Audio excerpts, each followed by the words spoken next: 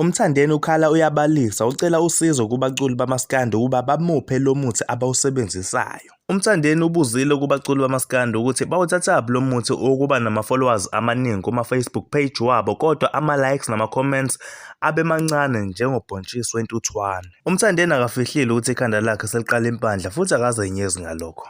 Ubesebhala futhi washo wathi nomuthi wempandla nawo uyawudinga. Uzokhumbula ukuthi indaba yempandla kaMthandeni ibinganakiwe. Indaba iqale la sekuputshuka khona isithombe sakhe esemcimbini e-workshop eThekwini. Ubesecela nalomuthi okuqhathaniswa neGcokama Elisha bese uma usemcimbini abantu bengakunaki ushawe umoya nje. UMthandeni ubesekhala ngokuthi yena usenkingeni njalo uma eqhamuka kuvela ukuthi bhu abantu nama-likes nama-comments kuba ubuhliphihliphi uma epostile. Ukhale ngokuthi akasashawa umoya futhi usenkingeni lapha eSouth Africa.